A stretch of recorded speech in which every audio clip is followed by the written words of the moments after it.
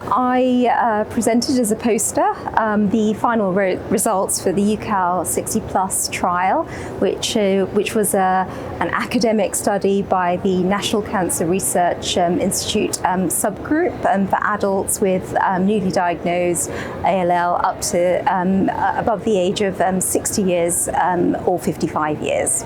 The thrust and the basis of this study was essentially to recognize that there are no optimal treatment strategies for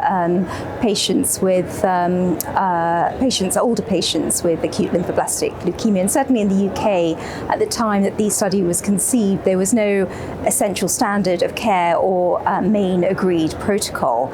And we know that one of the main questions is there a major benefit to intensifying treatment in these patients? Because historically, the outcomes have been very low and very poor indeed. And if there is a benefit to increasing the intensity of treatment, what is the payoff in terms of toxicity and quality of life?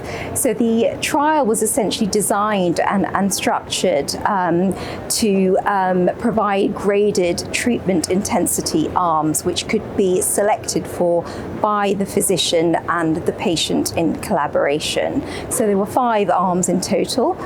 Patients with Philadelphia chromosome positive disease were allocated, so they were not given a particular choice, but they were allocated to a moderate intensity chemotherapy, which incorporated imatinib, a targeted treatment for this group, which is standard of care.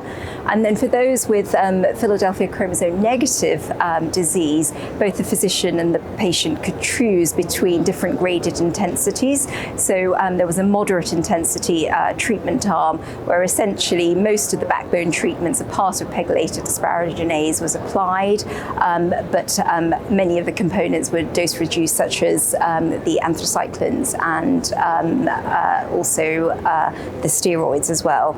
And then there was a most intensive arm, which was based on the HOVON 101 study, and then the least intensive arm, which essentially was designed to provide mainly outpatient-based chemotherapy, and the only IV treatment was vincristine. And for patients who wanted to enter study but not get allocated to a particular study protocol, they could select for just registration only, where the physician would just choose a free, at their discretion, their own treatment choice. Overall, 121 patients were entered on study. 5 were excluded because of misdiagnosis.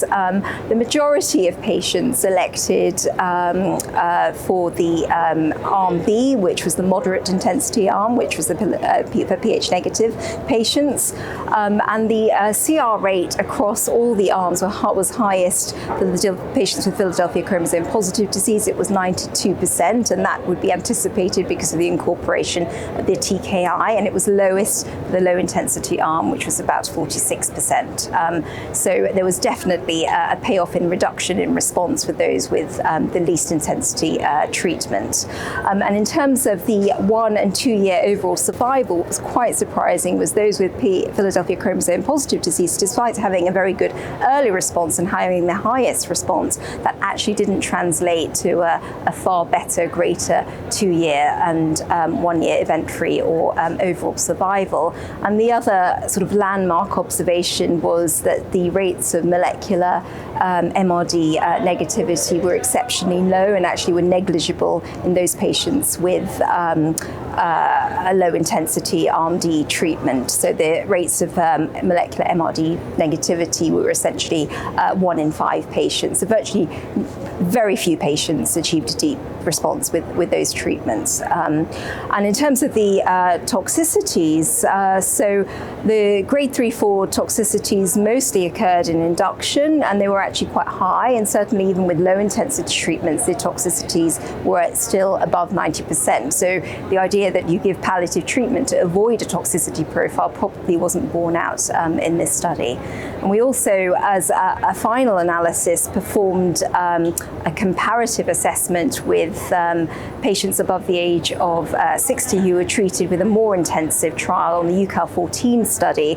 And very surprisingly, although the standard intensive treatment in the elderly patients did achieve a much higher initial CR rate, when you looked at sort of more distant long-term survival, the survival curves were completely superimposed. So UKALL60 plus, an elderly-based treatment regimen, outcomes were completely superimposable with those older patients who are treated on a more intensive study. So the overall message here is that intensifying, that overall outcomes for patients above the age of 55 to 60 are quite poor, and that further intensification of therapy is likely not to yield improved outcomes.